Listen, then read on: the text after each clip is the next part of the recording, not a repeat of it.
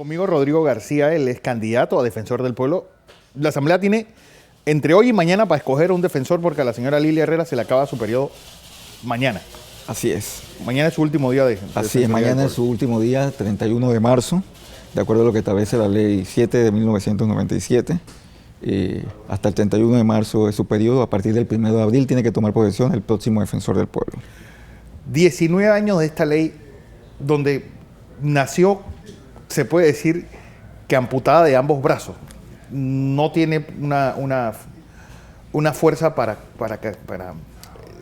solamente da castigos morales y pareciera una institución más en un país de lo que sí adolece es de alguien que nos defienda, donde uno va, el transporte, la salud, la educación, el medio ambiente, es decir, tiene tantos, el ciudadano panameño está tan vulnerable y a la larga uno no sabe a quién acudir.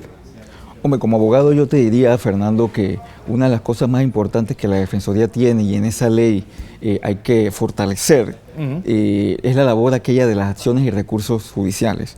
La Defensoría del Pueblo tiene una serie de facultades desde el inicio de su creación, sí, que se está ejerciendo de manera parca y que me parece que tenemos que fortalecerla en ese sentido. Tiene facultad para presentar habeas data, habeas corpus, por ejemplo, amparo de garantías constitucionales, etcétera, que todas son acciones de garantía. ¿Con qué objeto? Con el objeto de defender derechos humanos.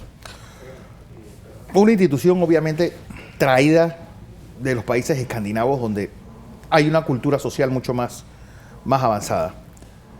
Y al final el Estado panameño está tan omnipresente que uno se tropieza con trabajos que hace la Defensoría. Alguien lo está haciendo también por alguna oficina pública recóndita en el Estado. Así es. En mi plan de trabajo yo aspiro a que haya una dirección de políticas públicas.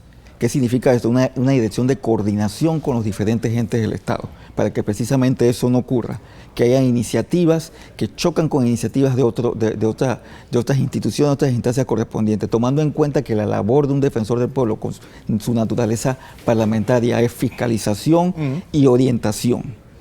Esos dos puntos. Fiscalización, ¿con qué objetivo? Con el objetivo de proteger los derechos humanos. Y fiscalización también en el sentido de que también debe orientar al ciudadano. Bueno, tu experiencia básicamente como abogado, ¿hacia dónde ha estado enfocada?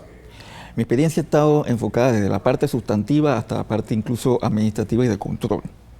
Esa experiencia me indica a mí cuál es el camino que debe seguir en este momento, en esta etapa histórica de la Defensoría del Pueblo, los retos que tiene la misma con los sinsabores que ha habido durante estos 19 años y que me arroja a mí que hay que fortalecerla. Fortalecer también, hay 26 ciudadanos que aspiran a este cargo, todos con excelentes hojas de vida, muchos de los cuales hasta incluso me gustaría tenerlos en mi equipo de trabajo.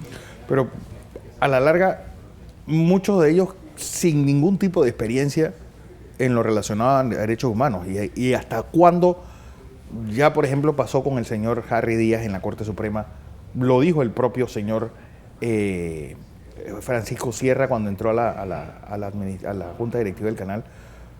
Pareciera que nosotros estamos becando gente para que aprenda los puestos y ya cuando lo terminan de aprender ya están a punto de irse.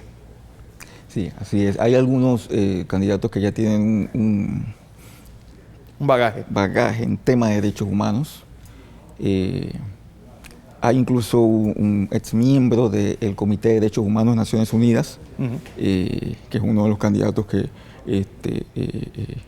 aparece como el doctor Castillero Hoyos. Sí. De ser elegido, me gustaría tenerlo en mi equipo de trabajo.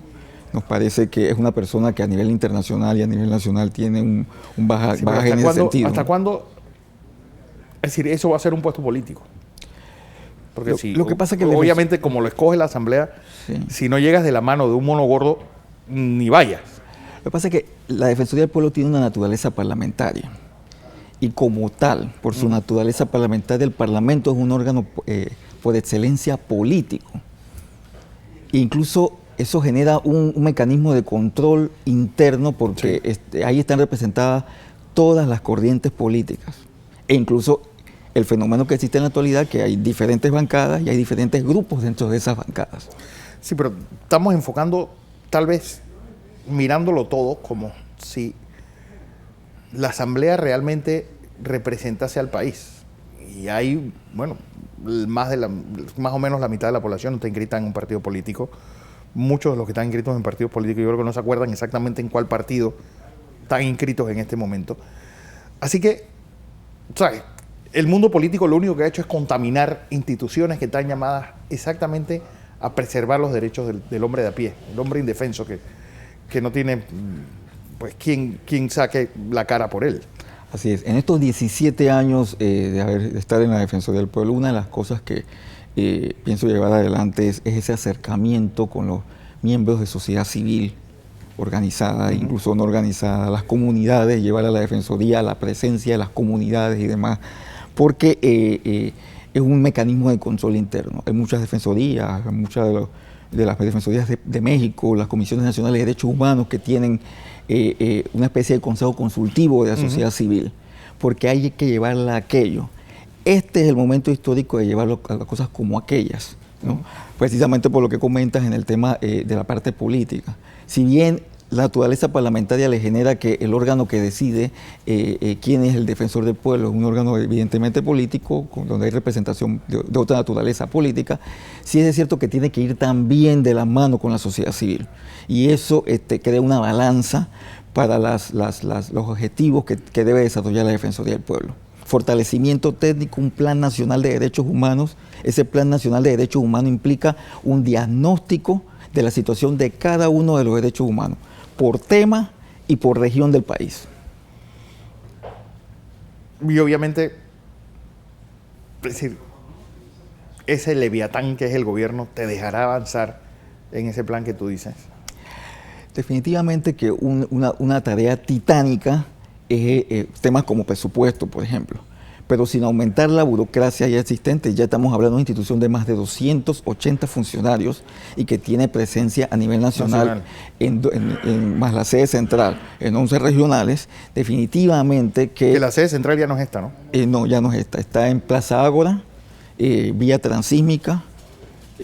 ¿Cuándo se mudó?